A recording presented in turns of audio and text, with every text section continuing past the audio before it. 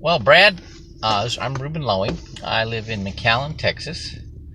I'm 54. I'll be 55 this month.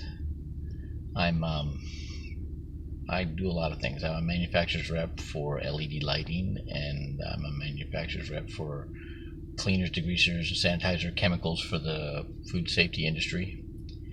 And I am a fitness trainer for Fit Science here in McAllen, and I just got my life and health license so I can help people with their finances.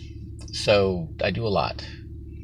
I I was in first went to class 133 in I was what was I 21 years old, and I caught pneumonia in Hell Week, and my performance dropped off really bad. I was ended up getting dropped from training in second phase, which was pool comp at the time, right exactly at the halfway mark.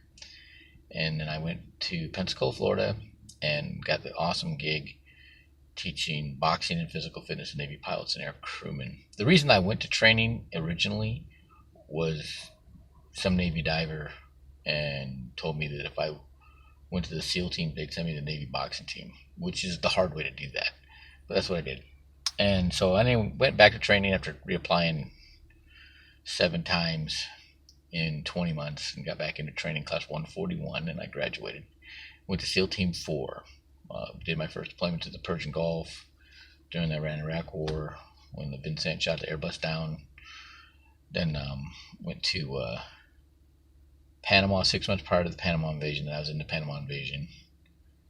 And then I went to Panama. I was PCS there. I ran the Air Operations Department in Panama for 3 years. And then I went to SEAL Team 1 my last 2 years and got out in 1996. The funniest thing that kind of crazy, kind of funny.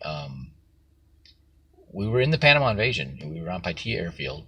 The shooting had already happened, and we were guys were going to take a break, and so myself and Raul Valdez decided we were going to stay up, and a couple guys were going to. It was Todd Fleming and Woody Mister, and they both decided that they were going to like take a little nap on the same bench of a picnic table. And Raul goes, "Watch this." And Woody was putting his little pillow on one side of the bench, and Todd was putting his pillow on the other side of the bench.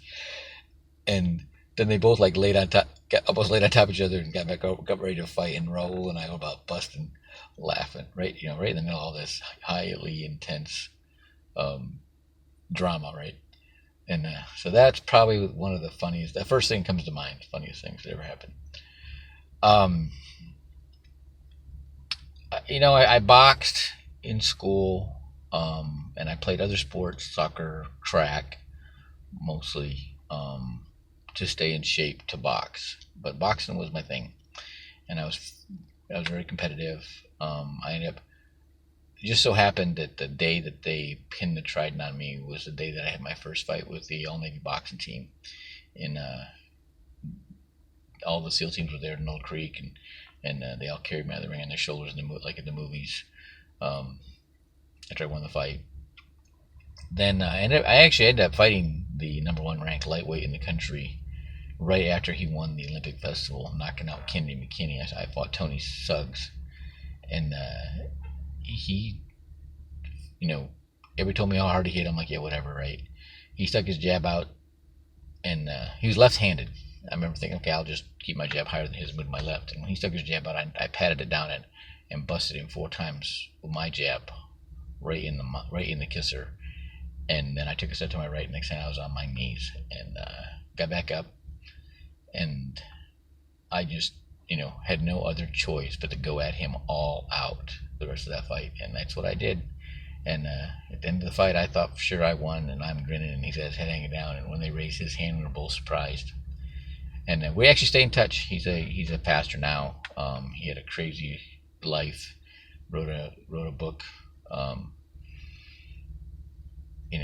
Out of the ring, but still in the fight. Um, it's a Anthony DeBee Suggs. Anthony Suggs Sr. is his name. And we still keep in touch with each other. Still keep in touch with guys. I work out a lot. When I'm in shape, I don't worry about a lot of the things. And my joke is that I always wanted to be Jack LaLanne. Now I am. And it's kind of funny. 55 years old. I did 3 sets of 25 pull-ups in a row this morning. So there you go. Thanks for the interview. Hope this helps you out. Young guys wanting to go into training, run intervals, run sprints, quarter-mile intervals. If you can't do push-ups or pull-ups or swim very well, when you get to buds, if you can get to buds, if you're good enough to get to buds, you'll get better at that. But if you can't run, your life's gonna suck. Get good at running. I'd run quarter-mile intervals. I do 6 sets. Try to keep 70 seconds, and then jog a lap in between, and jog a mile to the track. 6 sets of sprints and with a jogging lap in between, and then run back. Do that every other week, and then do 5K runs, 10K runs. Run in the sands just so you get the feel for it. You kind of got to learn to run on the top of the sand. But really, it's just a day in, day out. And you get 6 months long. If you make it through Hell Week, then it's just attrition. It's just stamina, making it the rest of the way through. Always look for the silver lining. Don't let that seed of doubt get in your head for nothing. Always look for your reason why you're going to make it. And sun coming up in the morning, whether it makes you feel any warmer or not, it give you that illusion of warmth. It's more time behind you. You'll get to eat like 4 times a day in Hell Week. As long as you keep eating, the instructors leave you alone. Keep eating carbohydrates the whole time, and it'll give you energy. Every meal is more time behind you. If somebody else quits, here's what's going to happen. The guy that you think is preordained by the gods to make it through training, he's going to quit about Wednesday. And then all y'all thought that guy was better than you just are going to have a paradigm shift. It's going to be the role reversal. And once that happens, they can't get you out of there with a gun. All right, that's my advice.